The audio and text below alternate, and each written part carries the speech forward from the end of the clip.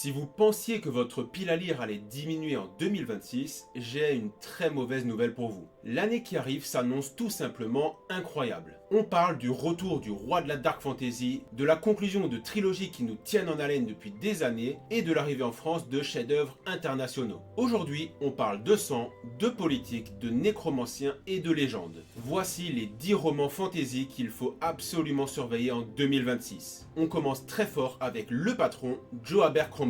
Si vous avez aimé la première loi, vous ne pouvez pas rater ça. The Devils, c'est sorti en 2025 et c'est un tome 1, donc rien à rattraper, vous pouvez y aller direct. Alors The Devils, qu'est-ce que c'est? C'est le début d'une toute nouvelle trilogie. L'idée est géniale. Imaginez une sorte de Suicide Squad médiéval, mais en plus sale et en plus cynique. Et surtout, on va pas se mentir, en mieux écrit. L'histoire se déroule dans une Europe alternative ravagée par la magie et la violence. Pour sauver ce qu'il reste du monde, le pape, ou en tout cas son équivalent, n'a pas d'autre choix que d'engager les pires ordures de la création. On suit donc le frère Diaz, un moine pieux et un peu coincé, qui se retrouve chargé de babysitter une équipe de monstres. Un vampire, un loup-garou et un chevalier maudit qui ne peut pas mourir. Leur mission, transporter un objet sacré à travers un continent en guerre. C'est un road trip infernal où tout le monde veut s'entretuer. Alors pourquoi est-ce que c'est épique? Tout simplement parce que personne n'écrit les dialogues et la baston comme Abercrombie. Ce qui rend ce livre génial, c'est le contraste. Vous avez ce moine qui essaie de garder sa moralité au milieu de créatures qui mangent des gens au petit déjeuner. C'est drôle, c'est bourré d'humour noir et de cynisme, mais c'est aussi incroyablement violent. Abercrombie redéfinit le grimdark. L'héroïsme est sale, la morale n'est pas grise, elle est carrément noire. Et pourtant, vous allez vous attacher à ces monstres. C'est rythmé, ça saigne, ça balance des punchlines à chaque page. Bref, The Devils, c'est la lecture obligatoire pour commencer 2026. En deuxième position, un autre poids lourd, Mark Lawrence. Là, on passe sur une grosse sortie 2026. Après nous avoir traumatisé avec l'Empire brisé et fasciné avec la Sœur des Étoiles,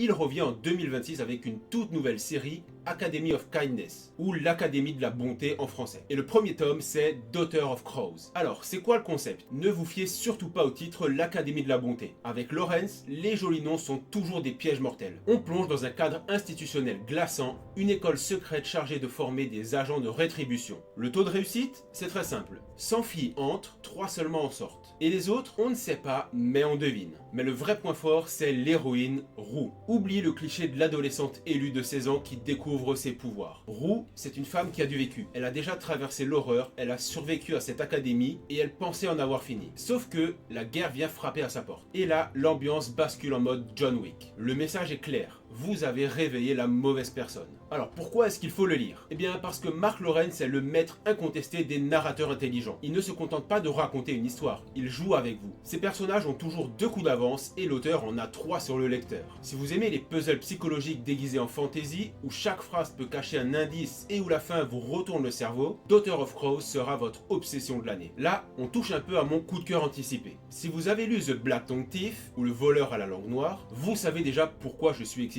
C'est le tome 2 tant attendu d'une des sagas les plus originales de ces dernières années. Buellman prend son temps, mais quand il sort un livre, c'est un événement. C'est quoi l'univers? Oubliez la fantaisie propre. Ici, on replonge dans un univers crasseux où l'humanité a perdu. Les gobelins ont gagné la guerre et ils ne sont pas drôles. Ils sont terrifiants et mangent des hommes. On retrouve notre duo improbable, Kinchna Shanak, voleur, menteur et barde à temps partiel, et Galva, une chevalière stoïque et mortelle. Dans cette suite, l'auteur a promis d'aller encore plus loin dans le lore. On quitte un peu les routes pour s'intéresser à la magie des sorcières et surtout au lore des géants. Et vu comment Buellman gère ses monstres, attendez-vous à ce que ces géants soient cauchemardesques. Pourquoi c'est épique? À la base, Christopher Buellman vient de l'horreur, et ça se sent à chaque page. Son système de magie est viscéral, sale, inquiétant. Mais le génie, c'est le contraste. Le monde est terrifiant, mais Kinch, le narrateur, est hilarant. C'est de la rock fantasy de très haut vol. On change radicalement d'ambiance. Pour l'instant, oubliez les champs de bataille boueux. Avec Robert Jackson Bennett, on rentre dans quelque chose de plus cérébral, mais tout aussi dangereux. Ici, on est sur la suite directe de la saga Shadow of the Leviathan. C'est une saga qui a commencé avec les brillants The Tainted Cup, la coupe corrompue, et A Drop of Corruption, une goutte de corruption. A Trade of Blood est le tome 3, et tout porte à croire que c'est la grande conclusion explosive de la trilogie. Alors qu'est-ce que c'est? Si vous aimez les enquêtes à la Sherlock Holmes,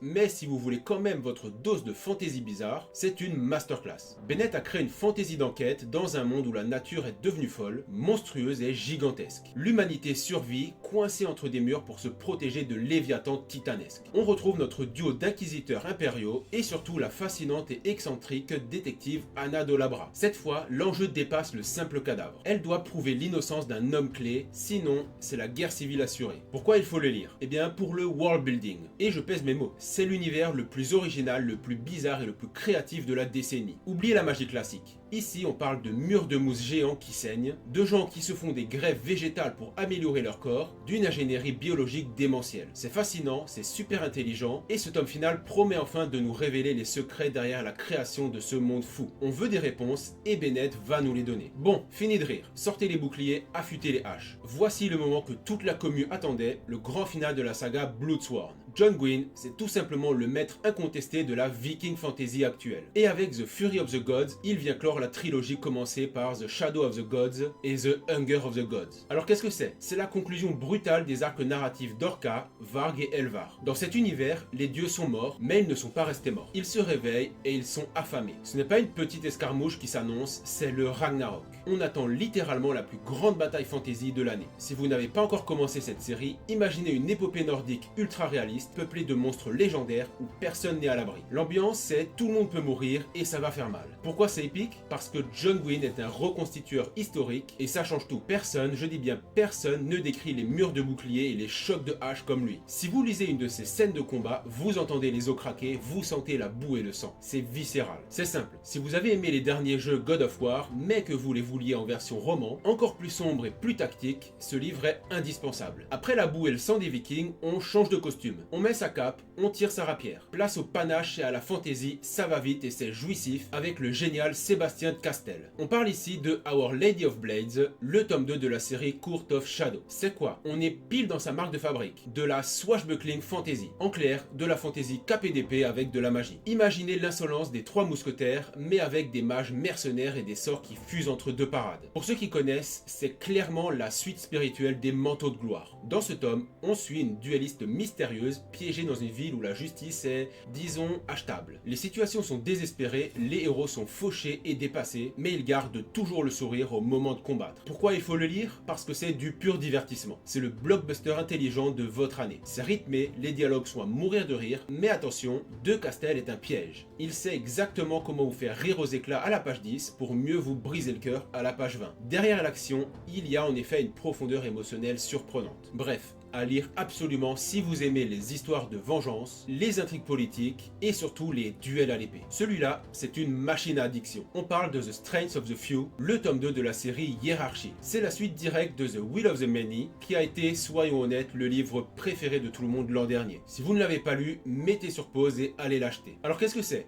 On est dans un empire inspiré de la Rome antique avec un système de magie terrifiant, la volonté. Le principe est très simple. Les classes inférieures cèdent littéralement leur force mentale et physique à leurs supérieures. C'est une pyramide de Ponzi magique. On retrouve Vyse, notre héros espion. Le premier tome était très concentré sur une académie d'élite et des complots internes. Mais là, sans spoiler, le tome 2 dézoome violemment. On passe à quelque chose de beaucoup plus vaste, presque vertigineux. Vyse se retrouve piégé au cœur de la machine politique mondiale et on l'avait laissé sur un cliffhanger monumental qui nous a tous empêchés de dormir. Pourquoi c'est épique? Parce que James Islington est officiellement le nouveau roi du plot twist. Rien n'est laissé au hasard. Chaque détail du tome 1 était un indice pour le tome 2. L'échelle de ce livre s'annonce cosmique. Si vous aimez les écoles de magie mais version adulte, la politique romaine impitoyable et les mystères d'anciennes civilisations disparues, c'est le livre de 2026. Montée en puissance, révélation choc, sensation que tout est calculé, bref, tout y est. Bon, on arrive enfin au dossier compliqué. Le livre le plus étrange, le plus bizarre et probablement le plus attendu de toute cette liste. Le grand final du tombeau scellé Alecto the Ninth. Alors, on va être 100% honnête entre nous. À l'heure où je tourne cette vidéo, il n'y a toujours pas de date de sortie officielle confirmée. L'autrice est encore dessus, c'est un petit peu le flou artistique. Mais on ne peut pas faire un top 2026 sans le mettre parce que, comme on dit, l'espoir fait vivre et que la communauté est au bord de la rupture. C'est probablement le roman le plus attendu des fans de fantasy moderne parce que cette série, c'est nécromancie, science fantasy, narration tordue et des moments de génie incompréhensibles avant qu'on comprenne et qu'on replonge. Alors qu'est-ce que c'est? La phrase d'accroche, c'est des nécromanciennes lesbiennes dans l'espace. Oui, c'est vraiment ça le pitch. Et oui, ça a l'air absurde dit comme comme ça, mais c'est tellement plus que ça. C'est une puzzle box littéraire. Tansim Nuir a créé un monstre qui mélange de la science fantasy pure, de la tragédie grecque et de l'horreur corporelle bien gore. La narration est tordue et vous allez probablement passer 300 pages à ne rien comprendre, à vous demander si l'autrice est complètement folle, et soudain tout comprendre. Et à ce moment-là, vous réalisez que c'est du génie. Alors pourquoi il faut le lire? Parce qu'on veut enfin comprendre, on veut la fin de l'équation. Tansim Muir a une plume unique au monde. Il n'y a rien qui ressemble à ça en librairie. C'est complexe, c'est souvent frustrant, c'est drôle et tragique en même temps. Si Alecto sort cette année, ce sera l'événement littéraire le plus chaotique d'internet. Préparez vos mouchoirs, et surtout votre aspirine. En 9ème position, préparez les plaids. On part sur une sortie qui s'annonce glaciale et sanglante. The Red Winter de Cameron Sullivan. C'est la petite pépite dark fantasy historique de la liste. Et attention, ça touche à un mythe que vous connaissez bien, un mythe de chez nous, la bête du Gévaudan. Alors qu'est-ce que c'est? On est en 1785. L'hiver est rude et le monstre est de retour. Si vous connaissez la légende, vous savez que ça ne va pas être une balade champêtre. Sullivan reprend ce folklore pour en faire une fantaisie militaire sombre. Ce n'est pas juste une chasse au loup, c'est un récit de survie. Attendez-vous à ressentir le froid, la faim et la peur viscérale d'une troupe de soldats traqués par quelque chose qui les dépasse. C'est une guerre brutale où l'environnement est aussi dangereux que la bête elle-même. Alors pourquoi il faut le lire? Tout simplement pour l'ambiance. C'est du gothique hivernal pur jus. L'histoire joue sur l'obsession, la paranoïa, la transformation. Il y a une vibe tragique et presque romantique qui se dégage du récit. C'est littéralement le genre de lecture parfaite pour un début d'année calé au coin du feu. C'est brutal, c'est atmosphérique et l'hiver y est un personnage à part entière. À lire absolument si vous aimez la dark fantasy d'ambiance et les récits à la frontière du mythe historique. Et on termine cette liste avec une véritable pépite venue de Corée du Sud. Si vous en avez marre de toujours lire la même chose, si vous cherchez la vraie nouveauté, c'est ici que ça se passe. On parle de The Art of the Naga, le premier tome de la saga légendaire The Bird That Drinks Tears, ou L'oiseau qui boit des larmes. Pour vous situer le niveau, en Corée du Sud, c'est considéré comme le Seigneur des Anneaux coréens. Rien que ça. Alors qu'est-ce que c'est? C'est le début d'une immense épopée. L'univers est divisé par une frontière infranchissable et peuplée de races qui n'ont rien à voir avec nos standards. Il y a les humains, les Tokebi,